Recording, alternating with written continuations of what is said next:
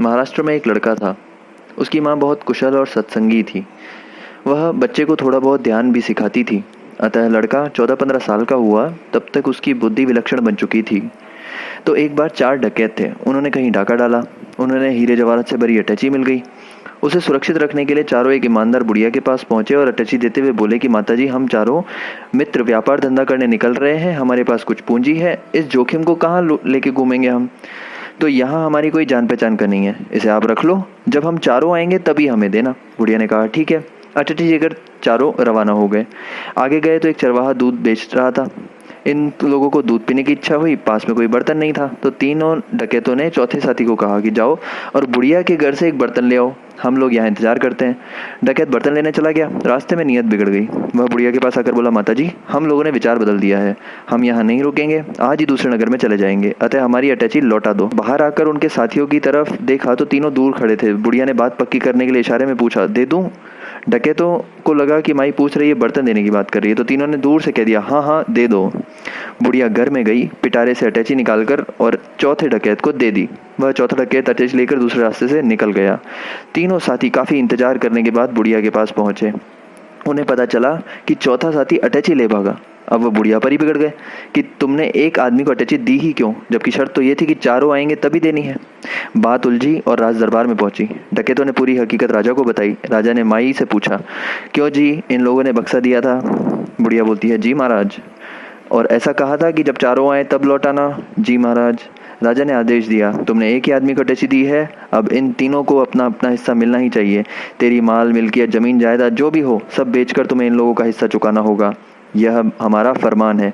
बुढ़िया रोने लगी। वह विधवा थी और घर में छोटे बच्चे थे, कमाने वाला कोई नहीं था। संपत्ति नीलाम हो जाएगी तो गुजारा कैसे होगा? वह अपने भाग्य को कोसती हुई रोती पीटती रास्ते से गुजर रही थी। तब वह 15 साल का बालक उसने देखा। माताजी, क्या हुआ, क्यों रो रही हो?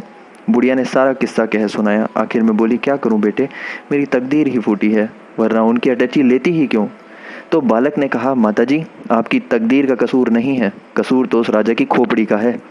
संयोगवश राजा गुप्त वेश में वहीं से गुजर रहा था। उसने सुन लिया और पास आकर पूछने लगा, क्या बात है?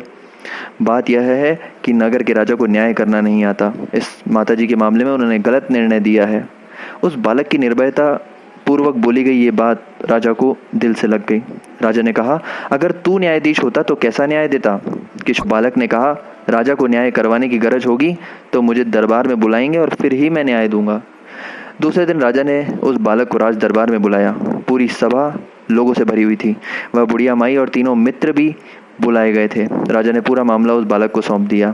बालक ने बुजुर्ग न्यायाधीश की तरह से मुकदमा चलाते हुए पहले बुढ़िया से पूछा, क्यों माताजी, 4 सज्जनों ने आपको अटैची संभालने के लिए दी थी? बुढ़िया ने कहा, हाँ।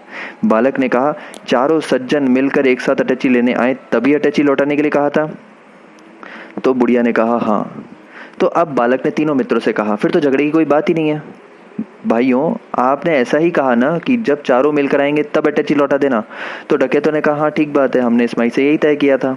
तो उस बालक ने कहा, ये माताजी तो अभी भी आपकी अटैची लौटाने को तैयार है, मगर आप ही अपनी शर्त को भंग कर रहे हैं। डकैतों ने पूछा, कैसे? आप 4 साथी मिलकर आओ तो ये आपकी अमानत अभी दिलवा देता हूँ। आप तो 3 ही हैं, चौथा कहाँ है? साहब, वह तो उसे बुलाकर लाओ। जब चारों एक साथ आओगे तो आपकी अटैची मिलेगी, ना कि इन बेचारी माताजी को परेशान कर रहे हो। तीनों व्यक्ति मुंह लौटाकर रवाना हो गए। सारी सभा दंग रह गई। सच्चा न्याय करने वाले प्रतिभा संपन्न बालक की युक्ति युक्त चतुराई देखकर राजा भी बहुत प्रभावित हुआ।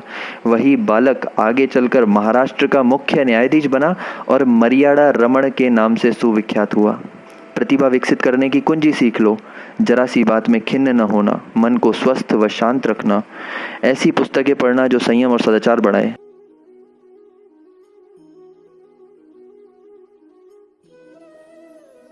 हेलो, स्वागत है आपका हमारे YouTube चैनल पे। अगर आपको हमारा वीडियो अच्छा लगा हो तो प्लीज़ लाइक कीजिए, शेयर कीजिए और हमारे चैनल को सब्सक्राइब कीजिए और नोटिफिकेशन के बेल आइकन को प्रेस कर दीजिए। Thank you.